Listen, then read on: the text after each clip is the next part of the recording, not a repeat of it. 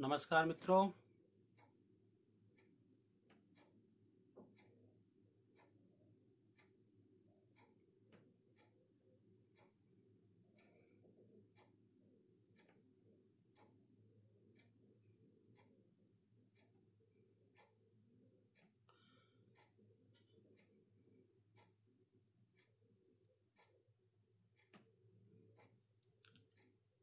नमस्कार मित्रों।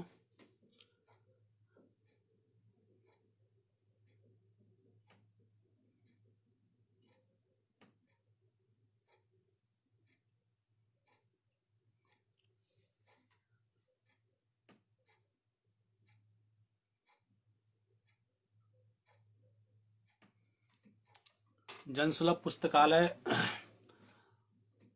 और अर्पण कुमार जी का हार्दिक आभार। अर्पण जी अगर जुड़ गए होंगे तो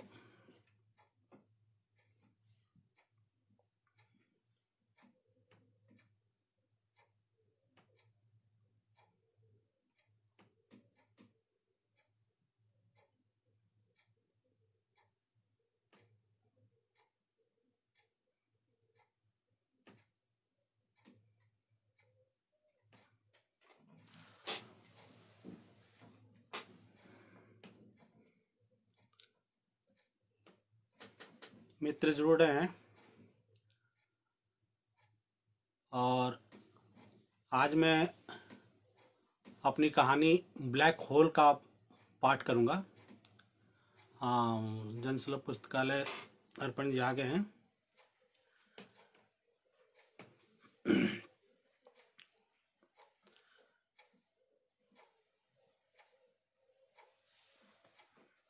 ब्लैक होल कहानी हंस के फरवरी अंक में छपी थी इसी साल। इसी का पाठ करूंगा, लेकिन उससे पहले अगर कुछ बातें अर्पण जी का है निर्देश कि अपने बारे में बताया जाए, थोड़ा सा कुछ बातें। तो नाम तो मेरा सत्येंद्र प्रसाद श्रीवास्तव। कमलेश भाई आ गए हैं, अनीता जी है। कमलेश भाई स्वागत है आपका।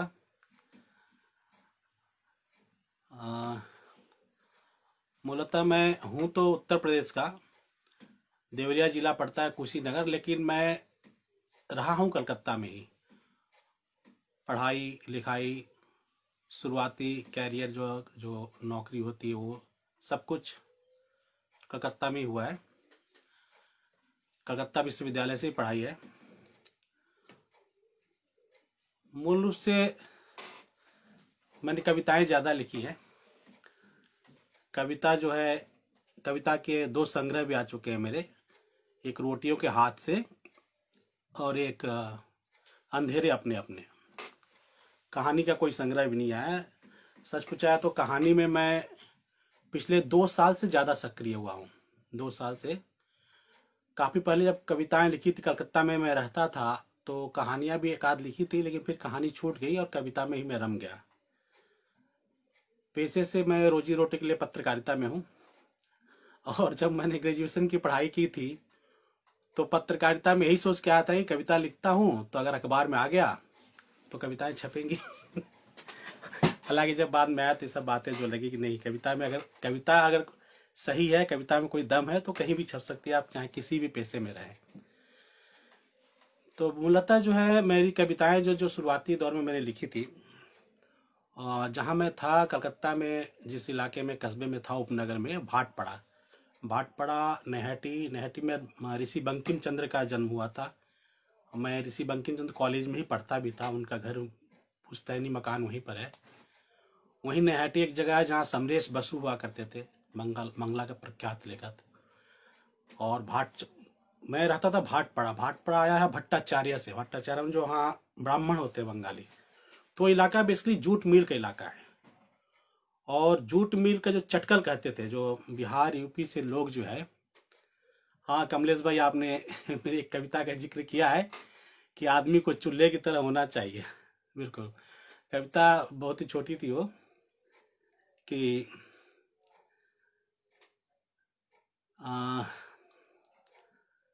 आदमी को चूल्हे की तरह होना चाहिए। कमलेश भाई 2 लाइनें पूरा कर देता हूँ मैं। आदमी और चूल्हा बिना आग किसी काम के नहीं, एक कविता थी। तो चटकल जो यूपी बिहार के भी जो प्रवासी मजदूर थे, पहले कलकत्ता चटकल के लिए मूलतः जाते थे काम करने, तो वहाँ चटकलों की जो हालत थी, मिल बंद हो जाते थे, मजदूर बेरोजगार हो जाते थे, वो जो संघर्ष था मेरी कविताओं में खूब आया है। रोटियों के हाथ से उस कविता संग्रह का नाम ही है। और मेरी कुछ कहानियों में भी आई वो बात। कहानी में मेरी सक्रियता कैसे श्रेय मैं पूरी तरह से परिकथा के संपादक शंकर जी को देना चाहूँगा। उन्होंने मुझे इसके लिए बहुत प्रोत्साहित किया। 2 साल पहले मैंने कहानी लिख के वहाँ भेजी थी प्रीमियम, और उनको बहुत पसंद आई थी कहानी। उन्होंने न केवल छापा बल्कि मुझे इतना प्रोत्साहित किया कि मैं कहानी में जो है पूरी तरह से रम गया। और इधर कहानियाँ अच्छी पत्रिकाओं में जगह मिली, संपादकों ने उसको स्वीकृति दी, तो थोड़ा और हौसला बढ़ा। तो मित्र तो जुड़ रहे हैं, अगर अर्पण जी कहें तो कहानी का पाठ शुरू किया जाए। जो कहानी मैं आज पढ़ने जा रहा हूँ, ब्लैक होल, वो बेसिकली उस कहानी में मैंने आज के समय को पकड़ने की कोशिश की है। समाज में जो डर व्याप्त है मजहब के नाम पर, जिस तरह का डर आज के समय में व्याप्त हो गया, उसको पकड़ने की कोशिश की है मैंने इस कहानी में। तो अर्पण जी अगर इशारा करें तो कहानी का पाठ शुरू किया जाए।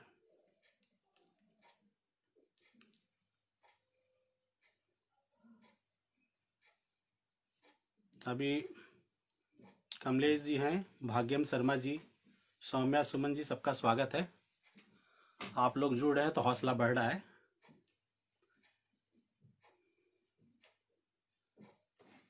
अर्पण जी फिर मैं शुरू करता हूं।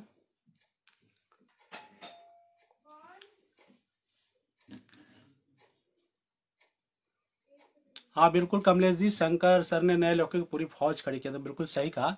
और जिस तरह प्रोत्साहित करते हैं वो अपने आप बहुत ही उल्लेखनीय है। देवांशी जी नमस्कार। तो कहानी पाठ शुरू करते हैं। ब्लैक होल कहानी का शीर्षक है, ब्लैक होल। कहानी पाठ के बाद अगर कोई मित्र, कोई साथी इस पर कुछ कहना चाहें तो स्वागत है उसका। कोई सवाल होगा तो मैं उसका जवाब भी दूंगा। जी जी भाग्यम जी, मैं शुरू करता हूं। Black hole. नूर बानो का चेहरा निस्तेज था, हाथ पांव शून्य से पड़ गए थे। घबराहट से पूरा शरीर न केवल थरथर कांप रहा था, बल्कि पसीने से तरबतर भी था, मानो शरीर से जान निकल चुकी हो और दफनाए जाने से पहले किसी ने लाश को नहलाया हो। इस बात की कल्पना तो उसने सपने में भी नहीं की थी कि उसके छोटे से खुशहाल परिवार से नूर इस तरह यकायक गायब हो जाएगा। आफताब को निकले 6 घंटे से ज्यादा हो चुके थे, लेकिन अभी तक उसकी कोई खबर नहीं थी। तनाव का जैसा माहौल चारों ओर था, उसमें तय तो यह हुआ था कि वह लगातार संपर्क में रहेगा और अपनी सलामती की खबर देता रहेगा। लेकिन खबर तो दूर की बात, उसके फोन की घंटी तक नहीं बज रही थी। जब भी रिंग करती, दूसरे सिरे पर बिल्कुल खामोशी छाई रहती, कोई रिस्पांस नहीं। न घंटी बजती, ना ही आप जिसे कॉल कर रहे हैं वो नेटवर्क क्षेत्र से बाहर है जैसा कोई जवाब। समझ नहीं आता है घंटी बजने का इंतजार करे या फोन काट दे। दूसरे सिरे की यह खामोशी उसे एक ऐसे ब्लैक होल में लेकर जाती जिसका कोई और छोर नहीं था। वहां था तो केवल अंधेरा, और इस अंधेरे में लगातार विकराल रूप लेता डर। डर का शैतान पूरी ताकत के साथ उसके दिलो दिमाग पर हावी होता जा रहा था। डर का हमला इतना जबरदस्त था कि नूर की सांसें बंद हुई जा रही थी। अनहोनी की जो आशंका शुरू से ही उसके मन में थी, वो मुसलसल यकीन में तब्दील होती जा रही थी। या खुदा खैर करना। खटिया पर पड़ी वो तड़प उठी। नीचे फर्श पर खेल रही 7 साल की बिट्टो ने बड़ी बड़ी आंखों से उसकी ओर देखा। अम्मी की तबीयत खराब देख वह अम्मी की अम्मी बन गई। क्या हुआ अम्मी? उसने पूछा। नूर ने ना में सर हिलाकर बताया, कुछ नहीं। फिर उसने पूछा, भूख लगी है, कुछ खाएगी बिटिया? बिट्टो ने भी सर हिलाकर ना में जवाब दिया, लेकिन साथ ही सवाल भी दागा, तुम्हें इतना डल क्यों लग रहा है मम्मी? ना चाहते हुए भी नूर के होठों पर मुस्कान तैर गई। बिट्टो की तुतलाहट ने मुर्दा होते शरीर में जान डाल दी। वह जब भी तुतलाती पूरे घर में खुशियों के इंद्रधनुषी रंग बिखर जाते। जब वह रात को लात कहती तो ठहाके गूंज पड़ते। इन ठहाकों पर बिट्टो जरूर हैरान होती थी, बहुत ज्यादा हैरान। वह समझ नहीं पाती कि हंसने की क्या बात हो गई। लात को लात नहीं कहें तो क्या दिन कहें? ये भले भी ना भले बुद्धू होते हैं, वो मन ही मन सोचती। अभी भी वह अपनी मम्मी की बेवकूफी से परेशान थी। उसे यह बात समझ नहीं आ रही थी कि अम्मी इतनी परेशान और डरी हुई क्यों है। अब्बू तो इससे पहले भी रूपमती के साथ बाहर जाते रहे हैं, तब तो अम्मी इतनी नहीं डरती थी। अम्मी, तुम इतना क्यों डरती हो? रूपमती तो गैया है, कोई बाघ थोड़े ही है जो अब्बू को खा जाएगी। उसने पूछ ही लिया। फिर उसने अम्मी को समझाया कि वास्तव में डरना किससे चाहिए। डर तो केवल भूत से लगता है। भूत ऊत कुछ नहीं होते बिट्टो, नूर ने समझाया। तुम्हें भूत से डर नहीं लगता? बिट्टो ने बड़ी मासूमियत से पूछा। नहीं, मैंने कहा ना कि भूत नहीं होते, ये सिर्फ वहम है, कभी नहीं डरना। तुम भूत से नहीं डरती तो फिर गैया से क्यों डर रही हो? वो तो बहुत अच्छी है, मुझे कितना प्यार करती थी। रूपमती की यादों में खो गई बिट्टो। डर गैया से नहीं है बिट्टो, गैया को बचाने के नाम पर हुड़दंग करने वालों से है। गैया को अब्बू से बचाने की क्या जरूरत? अब्बू तो खुद ही उसका ख्याल रखते हैं। अब्बू तो गैया को मारते भी नहीं। लेकिन भीड़ तो बहरी होती है बिटिया, किसी की नहीं सुनती। लेकिन भीड़ को पापा से क्या मतलब? सहम गई नूर। इस स्वाभाविक सवाल का कोई स्वाभाविक जवाब उसके पास नहीं था। क्या बताए इस बच्ची को कि इसलिए डरी हुई है कि मुसलमान है? कैसे समझाए उसे कि जब एक मुसलमान किसी गाय को लेकर एक जगह से दूसरी जगह जा रहा हो तो उसे और उसके परिवार को डरना चाहिए? क्या बताए कि उसे हर वक्त ऐसा महसूस होता है कि वो इंसान नहीं बल्कि किसी मक्तल में कैद ऐसे जानवर में तब्दील हो गए हैं जिन्हें कभी भी कोई उन्मादी भीड़ पीट पीट कर मार सकती है। क्या है सब जानकर सामान्य जीवन जी पाएगी बिट्टो? क्या मुसलमान होने का डर उसके मन में हमेशा के लिए नहीं बैठ जाएगा? सिर्फ भूत से डरने वाली बिट्टो क्या इंसानों से नहीं डरने लगेगी? उसने अपना सिर झटक दिया। आखिर वह खुद भी इतना क्यों डर रही है? इस देश में संविधान है, कानून है। जो लोग उपद्रव कर रहे हैं, कानून उनके खिलाफ सख्ती भी कर रहा है। आफ्ताब को कुछ नहीं होगा, वह बेवजह डर रही है। उसे बिल्कुल भी नहीं डरना चाहिए। उसके अंदर साहस का संचार हुआ, लेकिन दूसरे ही पल अनहोनी के अंधड़ भी फिर से चलने लगे। अगर आफ्ताब को कुछ हो गया तो? कानून, पुलिस, कोर्ट, कचहरी, ये सब तो बात की बात है। उसका तो संसार उजड़ जाएगा। क्या पुलिस ऐसा पुख्ता इंतजाम नहीं कर सकती कि किसी की दुनिया उजड़े ही नहीं? ब्लैक होल का अंधेरा और गाढ़ा हो गया। डर का शैतान फिर हावी होने लगा। मैं जानती हूं अम्मी आप क्यों डर रही हो। हम मुसलमान हैं इसलिए। नूर बानो सख्ते में रह गई। एक छोटी सी बच्ची भी जान गई है कि अब आदमी आदमी नहीं, हिंदू और मुसलमान हो गया है। वह भी समझने लगी है कि मुसलमान होने का मतलब डर डर कर जीना है। बच्चों से कहीं कुछ छिपता है क्या? टेलीविजन जो न कराए। अब वह घर में टेलीविजन पर खबरें न देखेगी न किसी को देखने देगी। नहीं, ऐसा कुछ नहीं है। तुमने गंदी बातें कहां से सीखी? वो लगभग चीख पड़ी। ये गंदी बात नहीं है, बिट्टो ने धीरे से फुसफुसाते हुए कहा। मेरे दोस्तों ने कहा है, बुटुआ ने कहा कि उसकी अम्मी ने उसे गांव से बाहर अकेले जाने से मना किया है। सबके अब्बू अम्मी बता रहे हैं। तुम ही कुछ नहीं सिखाती, तुम्हें कुछ आता ही नहीं। नूर का सर चकराने लगा। किस बुरे दौर में जी रहे हैं हम। कितने डरे हुए होंगे वो माँ बाप जो बच्चों को इस तरह की बातें समझाने को मजबूर हो रहे हैं।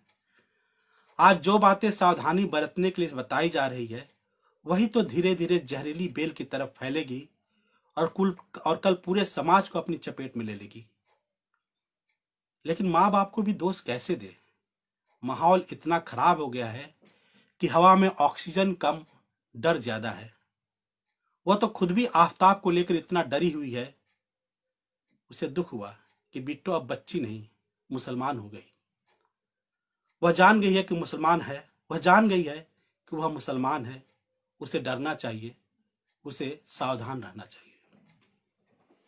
नहीं, वह उसके मन से डर निकालेगी। मुसलमान होना डरने की बात नहीं, यह एक बुरा दौर है, गुजर जाएगा। ऐसे बुरे दौर आते जाते रहते हैं। हिंदुस्तान हताश नहीं होता, वह टूटता नहीं। उसे याद आया अपना बचपन। इस बात का कभी एहसास ही नहीं हुआ कि वह हिंदू है कि मुसलमान। होली, दिवाली, दुर्गा पूजा दोस्तों के साथ कैसे बीत जाता था पता ही नहीं चलता था। कितनी खुशियां, कितना जश्न, कितनी मस्ती। दिवाली में पटाखे छोड़े, होली में रंग गुलाल खेले, ईद में उसके घर दोस्तों की भीड़ जमा रहती। मटन से लेकर सिवैयों तक के लिए हंगामा बरपा रहा था। न कोई हिंदू था न मुसलमान, सब दोस्त थे। लेकिन अब क्या अब उसके पुराने दोस्त भी हिंदू और मुसलमान हो गए होंगे? वह सशंकित हो गई। बुरे दौर की हवा बहुत जल्दी संक्रमित करती है। क्या बिट्टो कभी उसकी इस बात पर विश्वास कर पाएगी कि उसका बचपन ऐसे बीता है? भीड़ का कोई मजहब नहीं होता। वह मजहब के नाम पर जुटती जरूर है, लेकिन उसके बाद अधर्मी हो जाती है। जब से आफताब रूपमती को लेकर निकला था, यह अदृश्य भीड़ लगातार उसे डरा रही थी। बस हर वक्त एक ही दुआ कि आफताब किसी भीड़ के चंगुल में न फंस जाए। कितनी बार उसका फोन ट्राई कर चुकी थी, लेकिन फोन नहीं मिल रहा था। ऐसा क्या हो रहा है? आखिर उसके मोबाइल की घंटी क्यों नहीं बज रही है? कहीं थोड़ी थोड़ी देर बाद ही उसकी सारी दुनिया उजाड़ने आ जाता था। वह हर बार अंदर से पूरी ताकत लगाकर अपनी दुनिया फिर से बसाने की कोशिश करती। दिल को खुद ही समझाती, नहीं कुछ नहीं होगा, दिन में गए हैं, गोरक्षक तो रात को निकलते हैं। आफताब ने कहा था रात को निकलता तो बेहतर होता। 12 घंटे पैदल चलने हैं। रात को 8 बजे निकलते तो ठंडे ठंडे में सुबह 8-9 बजे तक पहुंच जाते। लेकिन रात में जोखिम ज्यादा है। दिन में कम से कम बता तो सकूंगा कि देखो हमारी रूपमती एकदम जवान, बिल्कुल हट्टी कट्टी गाय है।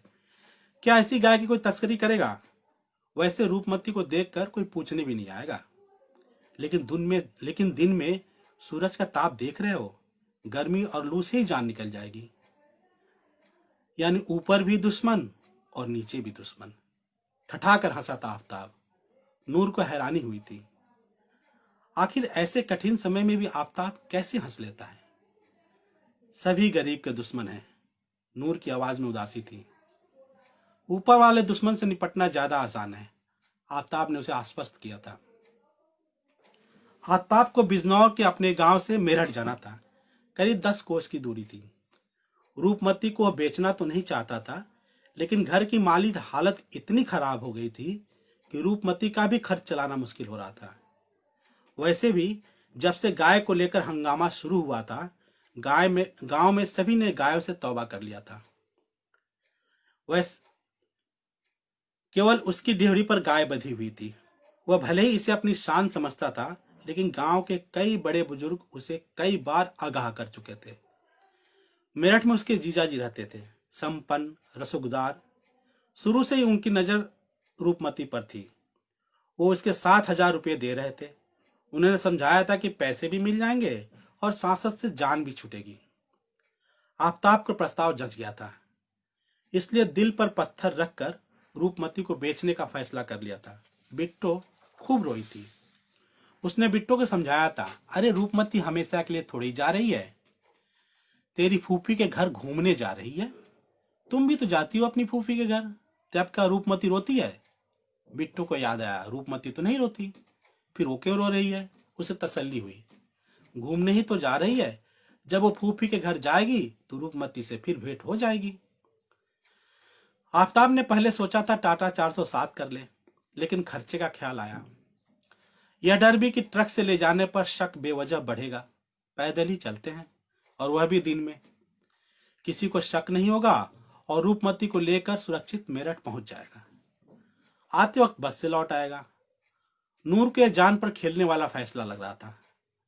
पता नहीं उसके मन में क्या ख्याल आया कि उसने आफ्ताब को सलाह दे डाली, जाने से पहले क्लीन शेव क्यों नहीं हो जाते, लौट कर आने के बाद फिर दाढ़ी बना लेना। तिलमिला उठा था आफ्ताब। क्या वो कोई अपराध करने जा रहा है जो अपनी पहचान छिपा कर जाए। उसने नूर को कोई जवाब नहीं दिया, क्योंकि वह जानता था कि नूर किस डर में जी रही है। डर उसके मन में भी कम नहीं था, लेकिन वो कोई गलत काम नहीं करने जा रहा था। यह विश्वास उसे हौसला दे रहा था। सत्यमेव जयते, सत्य तो जीतेगा ही। बुरा वक्त हमेशा गुजर जाने के लिए ही आता है। यह वक्त भी गुजर जाएगा, लेकिन इसके लिए जरूरी यह है कि हालात से डरने के बजाय डटकर उसका मुकाबला किया जाए। अन्याय कभी भी सच के साथ नजरें नहीं मिला सकता, वह घुटने नहीं टेकेगा। जुम्मन चाचा को भी आफ्ताब की सलाह जची। तुझे तकलीफ तो होगी बेटा, लेकिन दिन में ही लेकर जा, कम से कम जान को तो कोई खतरा नहीं होगा। कभी सोचा नहीं था कि ऐसे भी दिन देखने पड़ेंगे। आराम से जाइयो, जल्दबाजी की जरूरत नहीं, सुस्ताते हुए जाना। शाम 6 बजे तक पहुंचने की कोशिश करना। पानी खूब पीना, गर्मी बहुत है। सुबह 5 बजे ही निकल गया था आफ्ताब। रूपमती का घर से जाना दुख के पहाड़ टूटने जैसा था। नूर तो ऐसे रोई थी मानो बेटी विदा कर रही हो। गनीमत यह थी कि बिट्टू उस वक्त सो रही थी। अब दोपहर के 2 बज रहे थे। 9 घंटे हो गए थे। आफ्ताब की कोई खबर नहीं थी। उसके अंदर का ब्लैक होल फिर बाहर निकल आया, किसी बाउंडर की तरह तेज गति से घूमता ब्लैक होल। वह, आफ्ताब, बिट्टो, उसका पूरा गांव, पूरा देश इस ब्लैक होल में गुम होते जा रहे थे, इतनी तेजी से कि कुछ भी सोचने समझने का मौका नहीं था। इस ब्लैक होल में मजहब के नाम पर नफरत का अंधेरा था, खून से लथपथ ब्लैक होल। इस खतरनाक अंधेरे में भी वो देख पा रही थी कि भीड़ ने आफ्ताब को घेर लिया है, उसे बुरी तरह मार रही है। आफ्ताब लहूलुहान पड़ा हुआ है। पुलिस वाले आफ्ताब को घसीट कर जीप की ओर ले जा रहे हैं, फिर उसे जीप में इस तरह पटक रहे हैं मानो वो इंसान नहीं जानवर हो। नारे लग रहे हैं। आफ्ताब जितना तड़पता है, नारे उतने ही तेज हो जाते हैं। दूर खड़ी रूपमती रोती रहती है, रोती रहती है। नूर ब्लैक होल से बाहर निकलने के लिए तेजी से हाथ पांव मारती है, लेकिन ऐसा लगता है कि कोई इसके पैर को पकड़कर नीचे की ओर खींच रहा है। वह खून से लथपथ अंधेरे में डूबती जाती है। आफ्ताब की लाश मोर्ग में पड़ी हुई है, लावारिस, गो तस्कर आफ्ताब। ब्लैक होल में टेलीविजन बिल्कुल साफ दिखता है। एंकर चीख रहे हैं। मुर्दा आफ्ताब के एंकरों को चीख ने बुरी तरह घेर लिया है। इतना शोर कि आफ्ताब चीख उठता है, मैं गो तस्कर नहीं, मैं गो तस्कर नहीं। आफ्ताब की चीख से धरती थर्रा उठती है। ब्लैक होल का तिलिस्म एक झटके में टूट जाता है। नूर पसीने से तरबतर थी, बुरी तरह हाफ रही थी। उसकी समझ में यह बात नहीं आई कि वह आफ्ताब के बारे में ऐसी मनहूस कल्पना कर भी कैसे सकी। ये दृश्य न्यूज चैनलों के जरिए उसके दिमाग में बहुत पहले अंकित हो चुके हैं, एक बार नहीं कई बार। अब जब सुनती है कि गो तस्कर के नाम पर किसी की पिटाई हुई है, तो तत्काल वही दृश्य उसके जेहन में चलने लगते हैं। आफ्ताब के बारे में आशंका बलवती हुई तो वही दृश्य दिमाग में चलने लगा। किरदार बदल गया, दृश्य वही। अलवर के अकबर खान की जगह बिजनौर का आफ्ताब। उसने सर झटक दिया, ये क्या उलझुल सोच रही हो। नूर खुद ही घबराती, फिर खुद को ही समझाती। वह ब्लैक होल में समा जाती और फिर अपनी ही कोशिश से बाहर निकल आती। काश वह पूरे देश को इस ब्लैक होल से निकाल पाती। जब शाम के 5 बज गए तो उसका सब्र जवाब देने लगा। वह भागी भागी जुम्मन चाचा के घर पहुंची थी। जुम्मन चाचा भी चिंतित हुए। उन्होंने मन ही मन याद किया, आज तो ऐसी कोई बुरी खबर नहीं आई। नहीं, आज ऐसी कोई खबर नहीं। खबरों पर लगातार उनकी नजर रहती थी। उन्होंने अपने मोबाइल से आफ्ताब को फोन लगाया, लेकिन फोन नहीं मिला। उन्हें नूर को समझाया, देख बेटा, नेटवर्क की समस्या होगी, लाइन नहीं मिलती कभी कभी। वो जैसी मेरठ पहुंचेगा फोन मिल जाएगा। देख तो रही है आसमान से कैसी कयामत की धूप बरस रही है। मैंने ही उसे कहा था जगह जगह सुस्ताते हुए जाना, इसलिए वक्त लग रहा है। नूर को तसल्ली हुई। वह घर लौट आई। लेकिन जुम्मन चाचा को खुद तसल्ली नहीं हुई। उन्होंने अपने बेटे को बुलाया, बेटा जरा इंटरनेट और फेसबुक वगैरह पर चेक कर तो, बिजनौर से मेरठ के रास्ते गोरक्षकों ने कोई मारपीट तो नहीं की? सोशल मीडिया पर आजकल खबरें टीवी से पहले आ जाती है। शाम के 7 बज गए। नूर के मन का अंधेरा धरती पर पसर गया था। बिट्टू कई बार अब्बू के बारे में पूछ चुकी थी, लेकिन नूर के पास बार बार आफ्ताब को फोन करने के अलावा कोई उपाय नहीं था। दूसरे छोर की खामोशी थी कि टूटती ही नहीं थी। अब उसके शरीर में जान नहीं रही। कुछ न कुछ तो हो ही गया था। डरते डरते उसने टीवी ऑन किया, न्यूज चैनल खोला। उसे अब केवल बुरी खबर का ही इंतजार था। खूबसूरत सजी धजी एंकर ने आकर हेडलाइन पढ़ी और फिर बाकी खबरें पढ़ने लगी। हेडलाइन में आफ्ताब नहीं था, मतलब जरूर सुरक्षित था। वो फिर खुद को तसल्ली दे रही थी। तभी फोन की घंटी किंगनाई। निष्प्राण शरीर में अचानक फुर्ती आ गई। उसने लपक कर फोन उठाया। हेलो। आवाज आफ्ताब की थी। आफ्ताब के हेलो कहती वो बिफर पड़ी। कहाँ थे तुम? सुबह से फोन लगा रही हूँ, तुम्हारा फोन नहीं लग रहा। तुमने भी फोन नहीं किया। बीवी बच्ची की कोई फिक्र भी है कि नहीं तुम्हें? जान निकली जा रही है, हाँफ रही थी नूर। उधर से आफ्ताब ने शांत स्वर में कहा। उसने अरे ध्यान ही नहीं दिया था, मोबाइल में पैसे खत्म हो गए थे, जेब में भी 100 रुपये ही थे, तो रिचार्ज नहीं करा पाया। मेरठ पहुंच गया हूँ सुरक्षित। सबसे पहले जीजाजी के फोन से तुम्हें फोन कर रहा हूँ। फपक फपक कर रो पड़ी नूर। उसे फिर कुछ सुनाई नहीं पड़ा कि आफ्ताब उधर से क्या कह रहा है। बस वह रोए जा रही थी। नमस्कार। ये कहानियां खत्म हो रही है।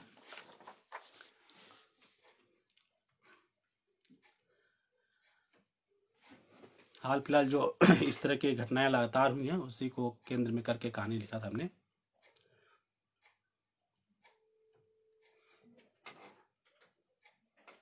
शुक्रिया कमलेश भाई, हरियेश जी भी हैं, उन्होंने कहा प्रभावशाली व्यक्ति है, कहानी पढ़ने पाठ।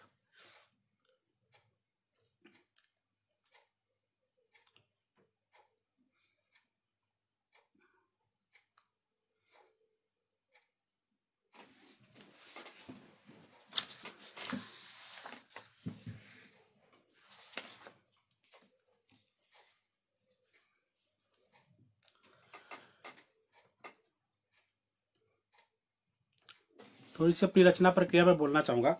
ये जो कहानी, कोई भी रचनाकार कहानी का जो सब्जेक्ट है माहौल से ही उठाता है। सौम्या सुमन जी ने कहानी की तारीफ की, बेहतरीन, शुक्रिया। तो इस कहानी का माहौल भी, चूंकि मैं पत्रकारिता में हूँ, तो खबर तो आप लोग देख ही रहे हैं, लेकिन मुझे रोजाना ही रूबरू होना पड़ता था। हालांकि माहौल तभी पहले से थोड़ा बेहतर हुआ इस मामले में, जिस जिस विषय पर कहानी है, लेकिन हमेशा हॉन्ट करता था कि कैसे कोई एक आदमी धर्म के नाम पर, अगर अलग धर्म है तो डर डर के जिए। उसी डर का चित्रण है यहाँ पर।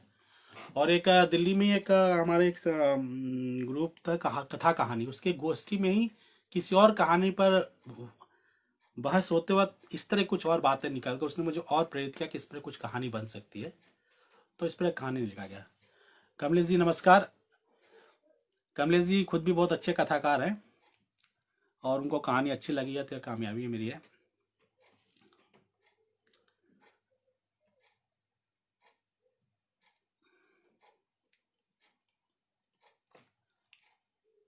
अर्पण जब क्या आदेश है बताएं।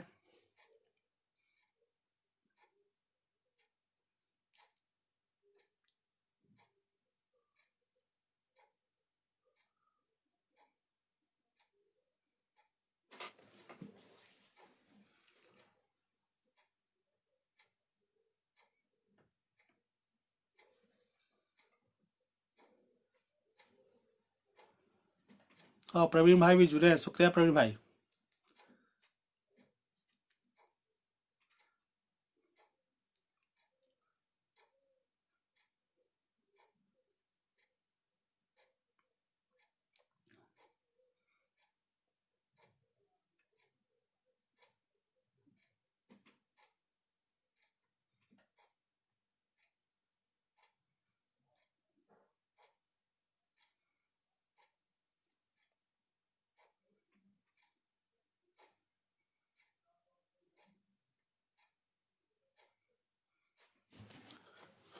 पहले कहानी संग्रह की मेरी तैयारी चल रही है, मेरे कहानी संग्रह भी एक भी नहीं आए हैं, और उम्मीद करता हूँ अगले साल की शुरुआत में वो आ जाए।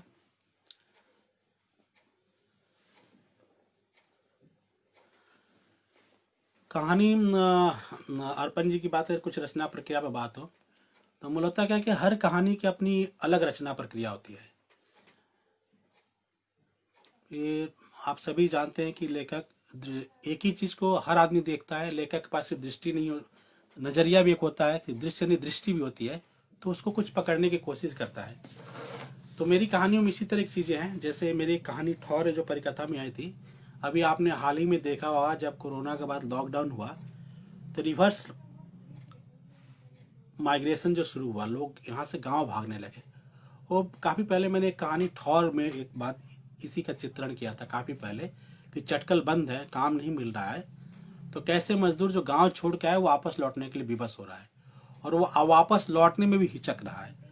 तो सब्जेक्ट जैसा होता है कहानी का, किरदार जैसे आप चुनते हैं, तो उस हिसाब से उसकी प्रक्रिया भी होती है कि आप उसको किस तरह ट्रीट करते हैं, वो कहानी आपसे कैसे लिखवाता है। कभी कभी होता है कि आपका सब्जेक्ट होता है, आप सब कुछ ताना बाना भूल लेते हैं और फिर लिख नहीं पाते हैं, ऐसा भी होता है, मेरे साथ कई बार हुआ है। तो उसमें है कि फिर कभी कभी ऐसा भी होता है किरदार ही कहानी, जो ब्लैक होल कहानी है, इसी 2 रात में लिखी गई है लगातार, उसके बाद फिर उस पर कई बार रिराइट भी किया गया, लेकिन एक किरदार बना आफताब, नूर बानो, और उन्होंने कहानी को लिखवा लिया। उनका डर जो है, उस डर को मैंने महसूस किया, जिया, और उस कहानी को मैंने लिख दिया। तो हर कहानी की अपनी प्रक्रिया होती है, ऐसा कुछ पक्के तौर पर नहीं कहा कि एक ही प्रक्रिया सभी चीज, सभी कहानियां, सभी कविताएं हो सकती हैं। हाँ कमलेश भाई शुक्रिया, कहानी संग्रह का आपको इंतजार है, शुक्रिया, कोशिश हो रही है अगले साल तक शायद आ जाए। तो ऐसा ही है, समय समय पर चीजें जैसे हॉर्न करती है, जैसे चीजें प्रेरित करती है, जिस चीज को देख के आदमी उद्वेलित हो जाता है, उस पर कहानियां लिख लेता है। जी, जो बात कहानी में नहीं सिमटती वो कभी कभी कविता में भी आ जाती है। और मेरे साथ एक बुरी बात यह हो गई कि कविताएं भी बहुत कम ही लिख पा रहा हूँ, जब से कहानी में गया हूँ कविता आती ही नहीं है कहानी में काम हो रहा है।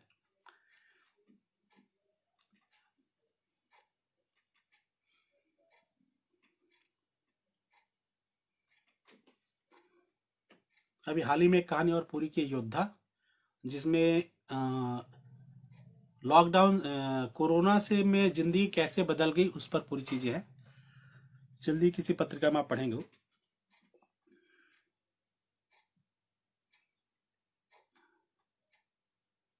हाँ सही कमलेश भाई, मैंने भी महसूस किया, प्लान करके कहानियां नहीं लिखा जाता। कई बार ऐसा होता है कि प्लॉट आ जाता है और आप कहते हैं लिखेंगे तो नहीं लिख पाते हैं कहानी। जब आप परेशान होते हैं आपके अंदर, तो किरदार जब क्रिएट होता है वो कहानी लिखवा लेती है कि हाँ आप लिखिए आप। और आदमी चाहे कोशिश करके लिख ले तो मुश्किल होता है लिखना फिर।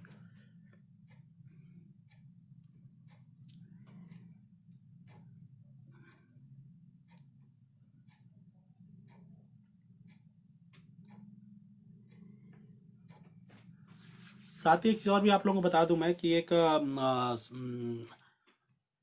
वेबसाइट है अव्यवसायिक अवैतनिक साहित्य का, आप लोगों ने देखा भी होगा पिछले 4-5 साल से, लिटरेचर पॉइंट, उसका संचालन संपादन भी मैं करता हूँ, और लिटरेचर पॉइंट नाम है उसका।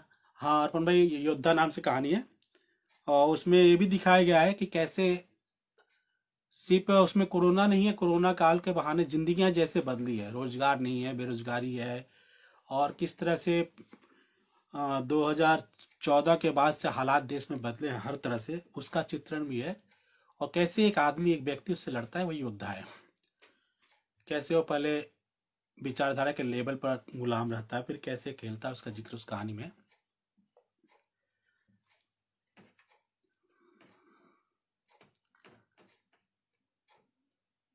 मुझे लगता है अर्पण जी, कहानी छोटी थी, जल्दी खत्म हो गई, तो लगता है विदाई लेनी चाहिए हम लोग को। बेवजह खींच के क्या फायदा। जो मित्र जुड़े तुम्हें कहानी पसंद आई, ये ज़्यादा अच्छी बात रही।